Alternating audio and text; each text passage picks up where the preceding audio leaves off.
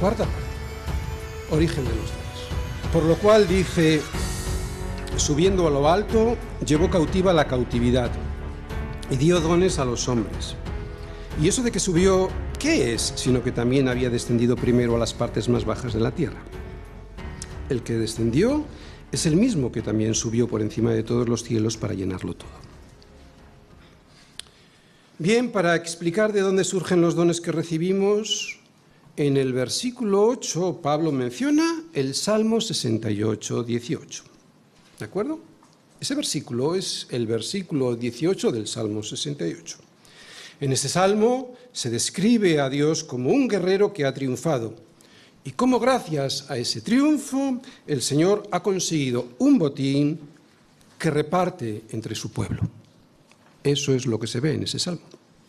Si leéis el Salmo 68, veréis que David en todo momento está hablando de Dios, y en el versículo 18 dice de él: subiste a lo alto, cautivaste la cautividad, tomaste dones para los hombres. Pues bien, en el versículo 8, aquí, Pablo aplica esto que se dice de Dios a Cristo con lo que le equipara a Dios mismo.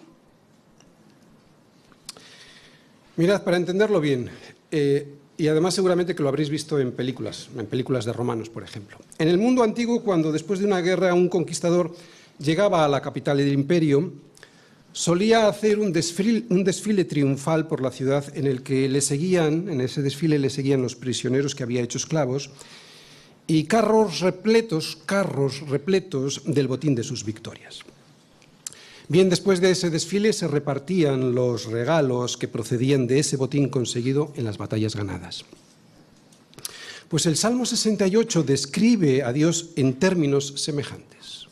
Dios, que Pablo muestra como Cristo, es el guerrero que ha conquistado a sus enemigos y regresa victorioso, llevando a sus prisioneros tras él. Este Dios, que es Cristo, es el que ha vencido a sus enemigos en la cruz y con su resurrección consiguió un gran botín. Esa victoria con su botín ha sido expuesta públicamente, como en los desfiles de los generales que exponían, ¿no?, la victoria. Esa victoria de Jesús ha sido expuesta públicamente. Todo el mundo sabe cuál es y todo el mundo conoce esa victoria. Todo el mundo puede, si quiere, verla, pero no todos quieren hacerlo. Por eso no todos reciben la parte del botín que Dios reparte, solo a los suyos, a los que ha hecho cautivos. Los regalos del Cristo victorioso en la cruz y en la resurrección se empezaron a dar el día de Pentecostés y hasta el día de hoy se siguen repartiendo. Pero solo a los suyos, que son aquellos que llevó cautivos hasta su reino y que después hizo libres para que pudiesen disfrutar de los dones y regalos de su salvación. Así pues, este es el origen de los dones espirituales y la forma como fueron concedidos a su iglesia. Y en los versículos 9 y 10, Pablo explica el Salmo 68 que mencionaba en el anterior, en el versículo 8. Y dice, y eso de que subió, está explicando el Salmo, ¿de acuerdo?, que ha mencionado en el versículo anterior. Y eso de que subió, ¿qué es? Sino que también había descendido primero a las partes más bajas de la tierra. El que descendió es el mismo que también subió por encima de todos los cielos para llenarlo todo. Lo repito, esta es la explicación del Salmo 68 que mencionó en el anterior versículo, en el versículo 8, y lo que nos dice es que, después de que bajó a la tierra, Cristo resucitó y subió al cielo.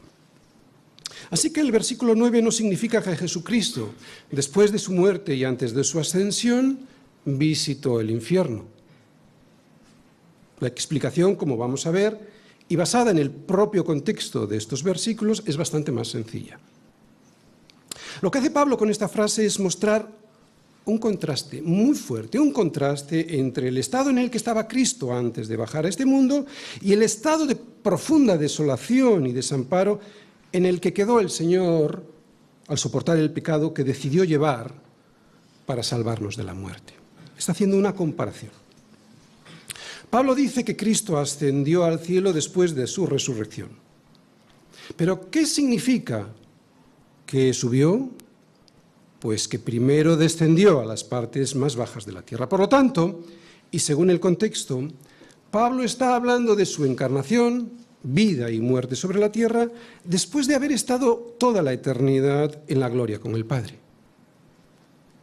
El contexto nos habla de que Cristo estaba en el cielo en la gloria y que desde esa altura descendió a la tierra encarnándose, y no solo descendió para encarnarse, sino que descendió a las partes más bajas de la tierra. ¿Por qué? ¿Por qué dice a las partes más bajas de la tierra? Porque no solo vivió, sino que murió llevando sobre sus espaldas el pecado del mundo. Dios mismo, habiendo estado en la gloria por toda la eternidad, no solo descendió a la tierra, sino aún a las partes más bajas de la tierra. Morir, o sea, estar separado de Dios Padre cuando nunca lo había experimentado. Morir por todos nosotros, eso es descender a las partes más bajas de la tierra.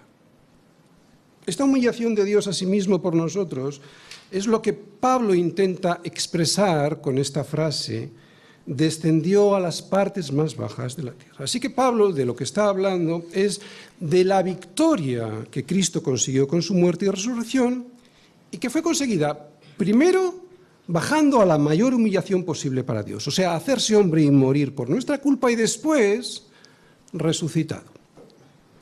Por eso igual ahora podemos entender mejor el versículo 8. Volvemos al primer versículo, el versículo 8. Por lo cual dice el Salmo 68, 18, subiendo a lo alto, llevó cautiva la cautividad y dio dones a los hombres.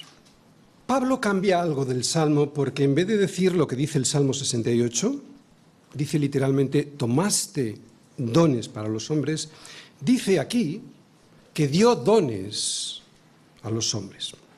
Aunque este cambio es fácil de entender, porque para que Jesús los pueda dar, primero los ha de tomar. Y los tomó al vencer en la cruz a sus enemigos, por eso ahora los puede dar. Así que Dios los da a través del Espíritu Santo y conforme a la medida del don de Cristo. ¿Veis aquí la Trinidad? Otra vez, Dios los da a través del Espíritu Santo y, como dice ahí, conforme a la medida del don de Cristo. Este es el origen, Cristo y su victoria, el origen de los dones, por el cual los puede dar. ¿Entendéis? Supongo que se entiende bien cuando Pablo dice que Cristo llevó cautiva la cautividad, pero por si alguien no lo entiende, diré que el cautiverio que llevó cautivo, el cautiverio era aquel en el que nos encontrábamos por el pecado, y era un cautiverio que nos llevaba a la muerte. Pero Cristo murió en nuestro lugar y con esa muerte y resurrección llevó cautiva esa cautividad. Ya no hay más muerte y condenación, por lo menos no hay más muerte y condenación para los suyos, porque lo que hizo Cristo fue desatarnos del cautiverio que sigue aprisionando al resto de la humanidad.